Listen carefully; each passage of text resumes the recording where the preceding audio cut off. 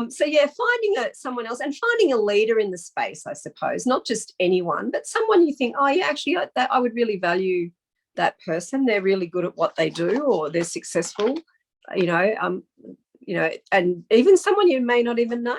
Introduce yourself and say, look, I'd really like your view on this, because you're really good at what you do, and I'd appreciate a different viewpoint of this issue. And as I said, it can apply to everything, not just mistakes and failures, but just in general. I was going to give an example. I do, along with my coaching, I facilitate and run workshops on how to develop better policy for the Department of Defence mainly in Australia, but sort of other government agencies working particularly in that national security defence type space.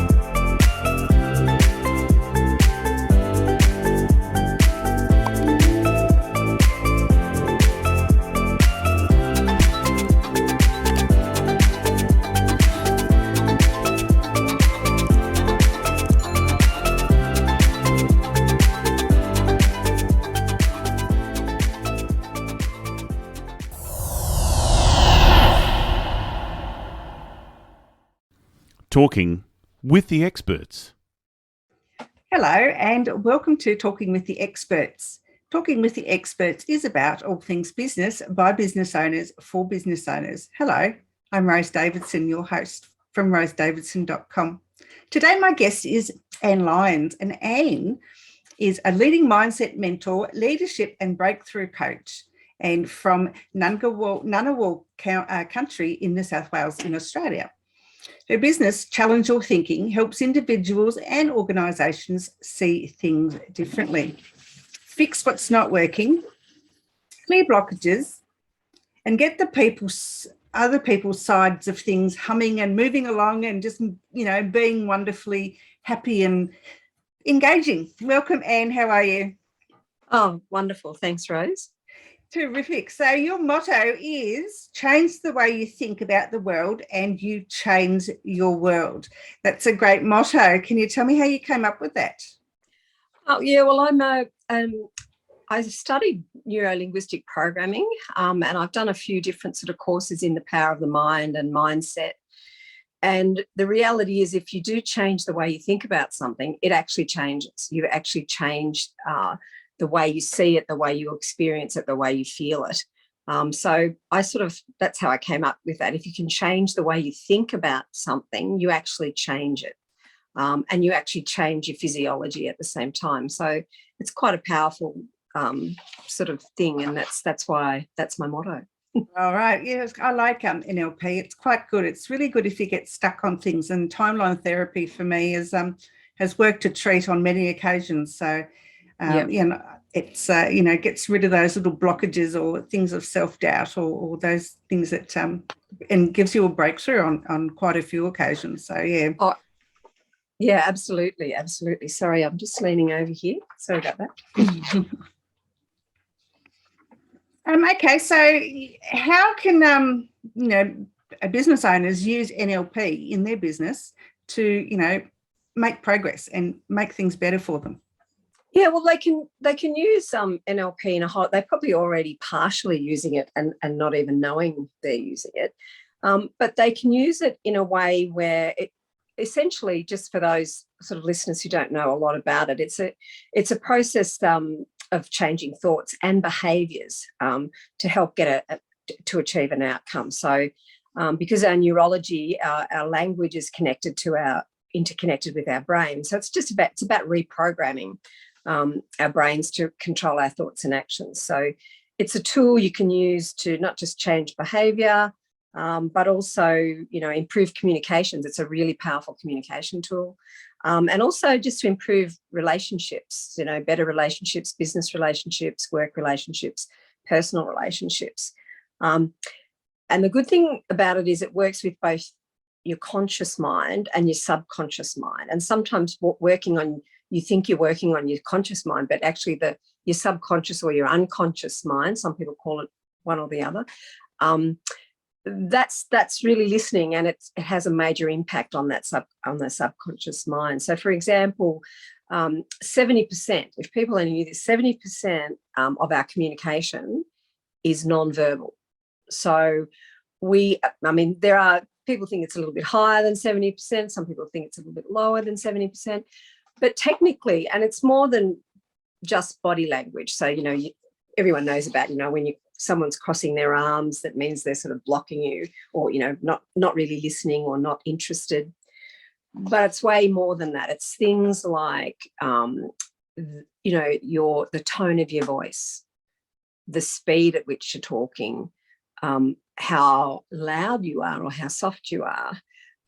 So it could even be the way you look. So, the colour in your face, your breathing, how fast you're breathing, how loud you're breathing, how slow you're breathing. So there's a whole range of things, and also some of our facial expressions that we don't even realise that we're doing. I know I'm the worst person. I'd be a terrible card player, poker player, because my, whatever I'm thinking comes out on my face. Yeah, I know. When I was little, it used to I'd make these faces and not even realise I was making them, and I'd get in so much trouble. I know. I used to work at the Australian Federal Police, and they were very, very good at it, because they're trained to sort of read people's faces and look at what some of those facial expressions are. And there's some subconscious ones that we don't even realise with NLP, the eye going up to the left or the eye going up to the right. One is bringing it down from our imagination, like we're creating a new thought or a new idea, so that you can sort of tell people are lying. And then others, you're bringing down a memory, a real thing. So there's all of those sorts of things that's part of NLP. So it's quite broad. So I've sort of got 3 strategies I sort of wanted to share, Rose. Yeah, please. And they're a combination of NLP, but also sort of other behavioural science type things as well. So a lot of people in business, I think, what I wanted to talk about was failures and mistakes, and how you can actually get over them or use them to improve your business and how you operate. And a lot of people sort of see failures as terrible things, and sometimes they can be quite costly, for sure. But there is a saying, and there's lots of famous people have sayings about failure and success. And one of them, Oprah Winfrey, for example, is it's something to celebrate, that every failure is a step closer to having success. But what's common with all of the quotes that you hear and all the nice sort of platitudes and inspirational quotes are that it's really about what lens you have on when you think about failure. And so I'm going to sort of talk a bit about lenses. So that old glass half empty, glass half full sort of scenario. But it's more than just that. It's actually necessary. So my view and what I think businesses need to know is that failures and mistakes are actually necessary. You want them to happen. They're actually a gift. And they need to happen to build that success and resilience as well. So I love the analogy of riding a bike. We all fall off, we all make mistakes, but as we progress, we really we get our neural pathways going, and we ride a bike, and we will always be able to ride a bike. It's not something you have to relearn over again. You might be a bit shaky if you haven't ridden one for a few years, but it's one of the most amazing sort of brain examples of how a pathway is created, and it's there. But you do fall off a lot, you do make mistakes, but they're all really valuable in how you learn to ride the bike. So the first strategy I wanted to cover was a thing called reparative thinking.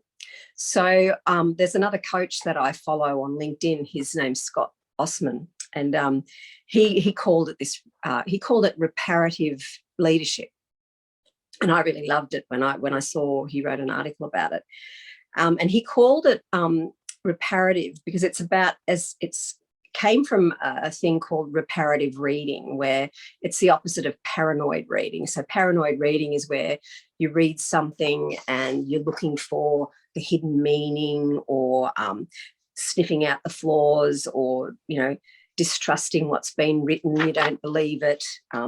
So distancing yourself from what's there, and you're really cautious about the material. So reparative reading is more generous. So people sort of, they find it, looking for something that's helpful, expecting to find something that's of value when they read it. So, and what that does, it opens the door to finding something that maybe wasn't intended to be there. You've found something, and generously accepting the material. And putting a discerning eye on it, so drawing out the extra value out of something. And you can probably appreciate that concept came out of art criticism, So you look at something and you look at what could it mean, what's in that? What is it? And it's sort of an antidote of us and them, black and white. It's really looking and exploring and getting value. So, and if you have a reparative eye, it actually might just uncover a piece of the puzzle that you never expected or you never thought about. So applying that to business and leadership and people who are, run their own businesses, there's an opportunity here to find surprise and value in sort of the mistakes and failures. So, but that's all well and good to say that's what they should do, but how do they do it? I suppose is the big question. So again, I'll go to that, the power of three. There's sort of three questions that I think they need to, once a mistake's occurred or a failure, something's failed, there's three questions that I'd like them to think about asking. So one is, what did I learn about the mistake or the failure in relation to my organisation or my business or my staff? So what did I learn about that? Or even, what did I learn about how we operate as a business? And then the second part of that question is, what did I learn from that mistake or failure? What did I learn about me?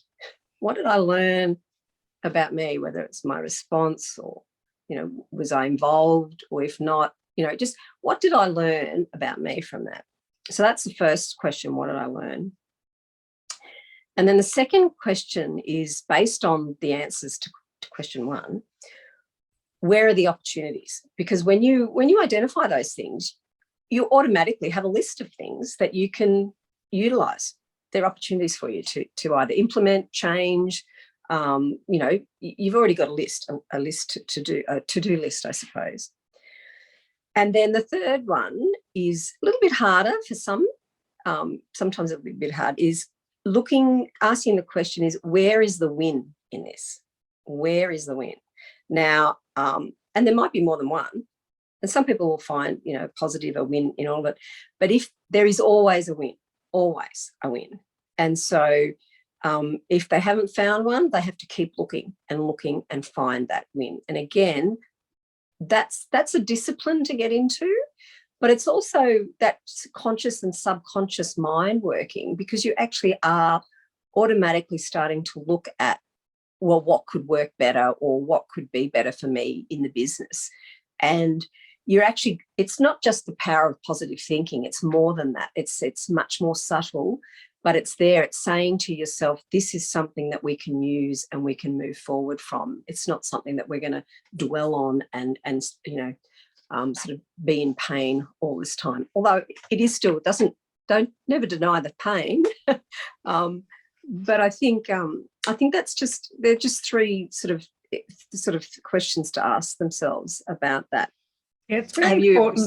I think it's very important to look at yourself, because, you may have been the cause of whatever it is that's gone wrong, rather than it being a third party or an outside party. So the second question is, what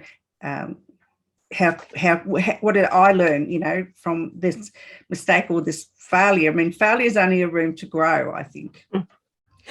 Oh, absolutely. It's an opportunity. I mean, people go, oh, yeah, right. But it actually really is. I mean, I quite, I think you should celebrate them. I mean, people find that a little bit, they don't feel like it because it feels so bad. But if you celebrate it and go, okay, what am I going to get out of this? And there is always something. Yeah, that's right. I've experienced.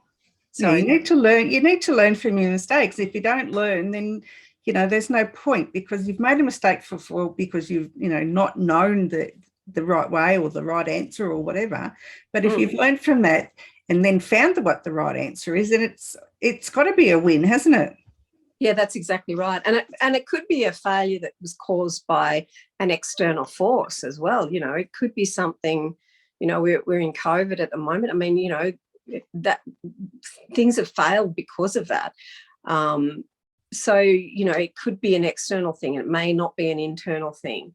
And that's why that first question is really important. What have I learned about my organisation or my systems or as well, or my staff or the way I've got things set up? And I think a lot of people have done that with COVID. We're all moving online, and there's a whole range of innovation and stuff happening because of that failure. Because of that this thing that's impacting on everybody so badly.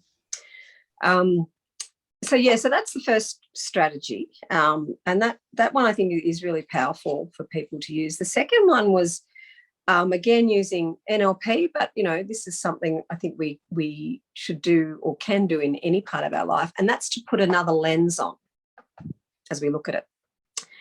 And so practically, what does that mean? So you could say, well, ask the question, what would so and so? So what would Joe Bloggs down the road do, or what would they think about this situation?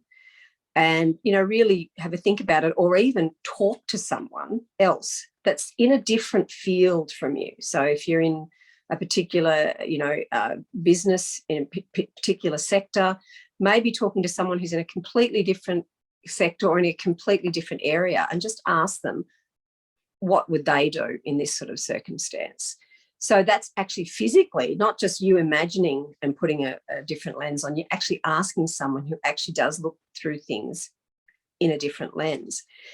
I'm sure I would put the challenge out to people as, pick 5 people and just give them a call. Or you could do it more often, and I think this is very useful for businesses. And some people already do this. They network really well, but really, talk to them not just about what they do and what you do, but ask them those sorts of questions. People love giving advice. So, and they feel it's a nice thing when people ask you your opinion and what you think of something. So and cultivate those, because that's good for your business as well. So it's a sort of a win-win situation. I'm sure you've experienced that, Rose, yourself, where talking to different people has helped you look at things differently. It has, yeah. I mean, I guess you grow into a certain mindset as a business owner. And through this podcast, I've learned so many different ways of looking at things, because each person has their own way of doing the same thing, but there's little tips and instances of innovation that I've learned, which has been really helpful for me. Yeah. And you don't know, again, you don't know what you don't know until you hear right. it. Yeah. You think you know it all, but then someone comes around and debunks that theory straight away. And you're thinking, oh my God, why didn't I think of that? Yeah, exactly. So finding someone else and finding a leader in the space, I suppose, not just anyone, but someone you think, oh yeah, actually I would really value that person. They're really good at what they do, or they're successful, and even someone you may not even know. Introduce yourself and say, look, I'd really like your view on this, because you're you're really good at what you do, and I'd appreciate a different viewpoint of this issue. And as I said, it can apply to everything, not just mistakes and failures, but just in general. I was going to give an example. I do, along with my coaching, I also facilitate and run workshops on how to develop better policy for the Department of Defence mainly in Australia, but sort of other government agencies working particularly in that national security defence type space. And what we do there is, it's pretty heavy stuff. What they do is pretty heavy stuff. But to actually try and ASPI, the Australian Strategic Policy Institute, is the place where we run these. And it's a think tank. So it's got all of these amazing experts, experts in space, in counterterrorism, in you name it, they do it. So it's a really interesting group of people, very, very smart people. And they're there because they're great thinkers. And they question things, they analyze things, and they, put forward things, whether some people don't always like what they put out, but, that's what a think tank does. So what they did to get even more sort of thinking happening, they brought in a playwright to run a workshop called Thinking Outside the Box. And I don't know if you've heard of him. He sort of his name's Timothy Daly, and he's written a lot of Australian plays. He wrote one for Jackie Weaver that was sort of a standout, sort of she packed them in the aisles a few years ago before she became an international movie star. But he won, that play was called Derrida in Love, I think it was. So he came in and runs this workshop, and he gets these amazingly, smart people to really, really think very differently, as if, from a creative perspective, but more than that. And he gets them to put different lenses on. And it's really good to see how that occurs. It challenges some people. So that's just an example of getting someone from a completely different area, the creative artistic space, to come in to work with people who are thinkers in the national security sort of defence space. So yeah, it really, really works. I did the course as well, and I found it really useful and very helpful as well. Yeah, I used to do a lot of admin temp work, and being a temp, you're not allowed to make changes or do anything, which is fair enough. But I'd go into these businesses that have been established for a number of years, and I think, gee, this is a really long, involved way of doing something. Why is it like 10 steps when I can probably do it in 7? And so, I'd go and make some comment. Well, I obviously didn't temp there very long because they didn't like someone coming in and saying, well, your processes and procedures are all flawed, But we've been doing it like this for 10 years. We don't want some random person coming and telling us that they could do it a little bit shorter. Well, why not? Obviously it's got to be good for your business if you can save time, but they just didn't think of it in that thing. They just thought it was making trouble. So it's hard to change people's minds. It is.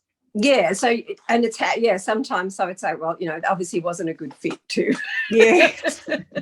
Because, some people don't like don't like change, don't like admitting that they are wrong or that they haven't got things, running the way that they should be. It's people don't like that, having to admit mistakes. I'm not going to go, and that's a whole nother area that we could go into. Of course it is, yes.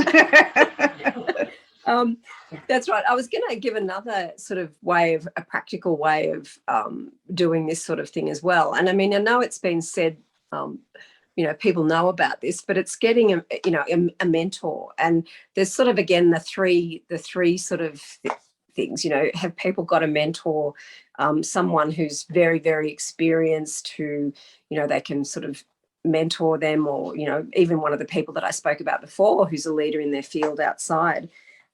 So someone in your field, someone in your business. But then there's also the mentor that's your sort of colleague in a way, someone who's sort of the same as you, that might have the same sort of problems. And that's a little bit more like of a sort of a a mastermind, a duo sort of thing where you can sort of just, talk to each other. But then the other one is a junior, someone who's a lot younger, who's in, a tech savvy sort of person, getting them to sort of be a mentee or a mentor. You can be their mentor, but at the same time, as we know, they're mentoring you at the same time, which in a different way. And I think I did that too late. I mean, I sort of had some mentors that I didn't realize were mentors. But sometimes you got to actually thinking about it, not, actually they are a mentor for me, or I do really need to have someone that I can helps me see things in a different way.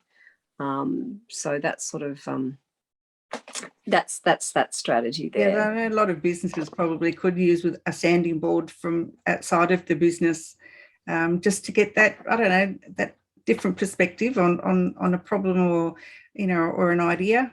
And sometimes, what the business owner thinks is a bloody good idea, it turns out to be not so good because, really it's a bit out there and it just would take too long to work. That's right. And from your experience as well, depending on the person, the staff aren't always going to come forward and give them an idea either if they've got stuff. No. Absolutely not. That's Absolutely not. And have you written any books of recently, or have you written any books at all? No, I haven't. I was actually on a workshop today, and I wrote some ideas down about that sort of the sort of tips and tricks in relation to how you can use NLP practically. But I haven't written a book, but I'm hoping to. So I've set myself a goal for this next 12 months to, if not a book, at least something like a book, whether it'll be, just a small sort of booklet rather than a book. But that's sort of my goal. It might change, but that's my idea at the moment. Yeah. That was my goal for this year, and it's like nearly the end of the year, and it's still an idea that I'm still trying to birth. So yeah, I've got the idea, I just haven't got the. I guess it's just can't seem to move past the idea stage. I think sometimes with writing, I mean, the hardest bit is starting, they say, because you've got all the ideas there, but the hardest part is actually, starting to type or putting it into a dictaphone or whatever. Yeah. That's an old-fashioned word, I know, but into your phone maybe, because you can. I love voice to text. Yeah, that's what I need, voice to text. Maybe I could do it that way. Well, yeah, the voice to text on your phone, on your iPhone, in the notes when you write your notes. That's just amazing. I didn't know that existed. If you can. One day I was typing in my notes on a shopping list or something like that. I was writing, and then I was talking to someone at the same time, and I was talking, and I'd stopped writing, and then I looked at my phone, and there were all these words on there, and I realised I must have pressed the microphone, and it had transcribed every word that I said in that conversation. Wow. It was amazing. I thought that's how I discovered it. Yes. Yeah, a mutual friend of ours swears by voice to text because she's got dyslexia, and so she does voice to text religiously. So it's great. It's great. I think it's great. Where can people find you, Anne, if they want to work with you? Yeah, so I have a website, and it's called challengeyourthinking.com.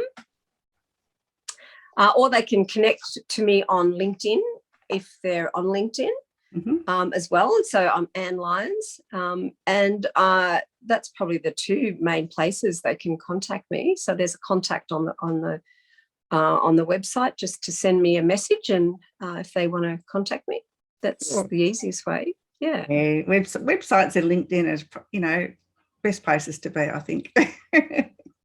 Well, that's right. They're two good places, definitely. They are. Any wise words before we go today?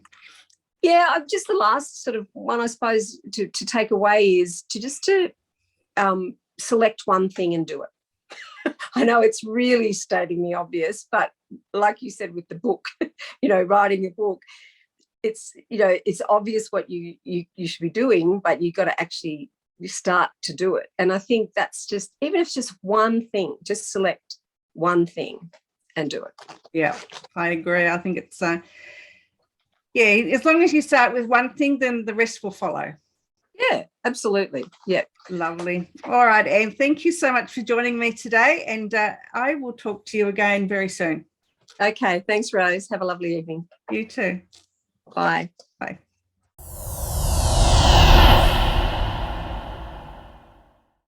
Talking with the experts.